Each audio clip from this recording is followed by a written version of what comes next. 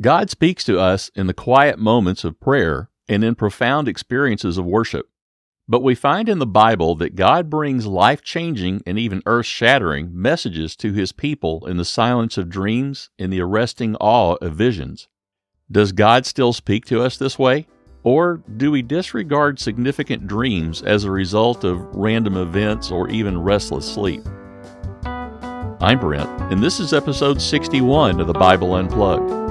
We take a look at the role of dreams and visions in the Bible and how those same dreams and visions can impact us today.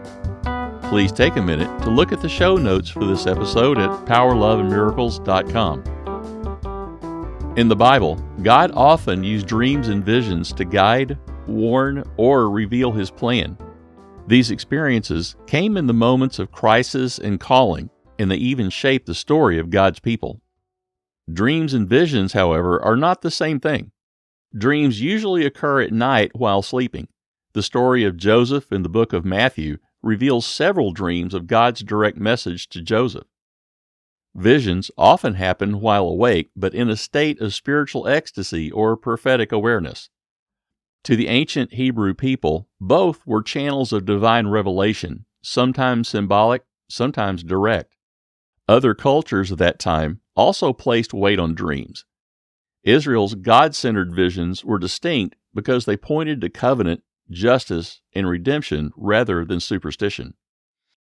We tend to think that the prophets were the ones who had God-given dreams and visions, but God revealed His message this way to a variety of people in the Bible. The early patriarchs in the book of Genesis heard God's voice in these dreams and visions. God promised to make a great nation out of Abraham in Genesis chapter 15. Abraham was concerned that he and his wife Sarah had no children and therefore no future. God told Abraham to look at all the stars in the sky. Abraham's descendants would outnumber the stars.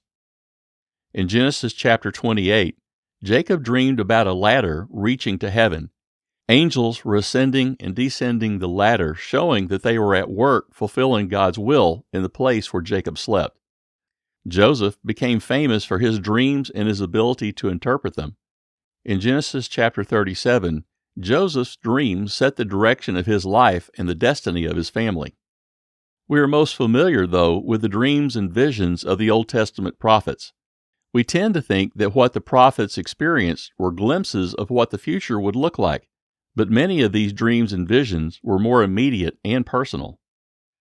Ezekiel saw human-like creatures, each with 4 faces, and wheels within wheels covered with eyes that could see everywhere. In his vision, he looked up and saw what he called the likeness of Yahweh's glory. This is found in the book of Ezekiel chapter 1. God commissioned Ezekiel to challenge the people of Israel to return to their faith so God could restore them. Samuel's first vision came to him when he was still a child. In the book of 1 Samuel chapter 3, we learn that God's messages and visions were scarce, but God had a plan to change that. Samuel heard someone call his name. At first he believed it was Eli the priest, but it was God calling Samuel to be a prophet. We talked about Elijah's vision of God speaking to him in a still, small voice in episode 7. Elijah's vision shows that God often speaks softly and quietly within our own conscious awareness as well as through external events. Isaiah received his call to ministry through a profound vision in the temple. This is a topic of a future episode. These prophets went on to see wild visions of what the future held and the promises God made to care for His people, but they started with visions that were much more immediate and personal. God reveals a wide range of messages, truths, and future promises in dreams and visions. While these were unique to people in the Bible, there are some lessons we can learn from their experiences. Dreams and visions often happen in times of change and uncertainty. God conveyed a message of hope and encouragement when the future was uncertain. God's revelation was not just a curious spectacle. God always had a meaningful message and a challenge for the future. We find that dreams and visions from God followed a pattern. Some were to direct and teach. Joseph and Samuel learned what God wanted them to do and to become. Some were there to correct and redirect. Jacob's life changed after his encounter with God in the wilderness.